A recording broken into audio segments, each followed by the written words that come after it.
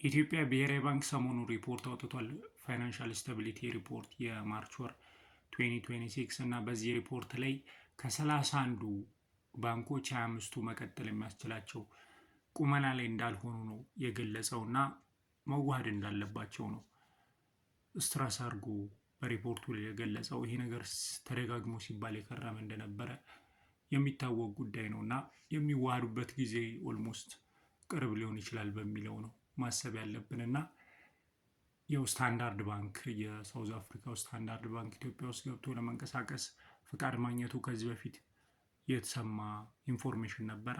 አሁን ደግሞ በቅርቡ የኬንያው ኬሲቢ ባንክ ሪፕሬዘንታቲቭ ኦፊስ ከፍቶ ከዚህ በፊት ይሰራ ነበር። አሁን ደግሞ ኦፊሻሊ ወይ አኳየር አድርጎ በሆነ መልክ ብቻ ሊሰራበት የሚችለውን ባንክ መለየቱን ገልጿል። በግልጽ ግን የትኛው ባንክ እንደሆነ ነው እስካሁን ያልገለጸው እና የተለያዩ እንቅስቃሴዎች እየተደረጉ እንዳሉ ነው ባንኩ ያሳወቀው።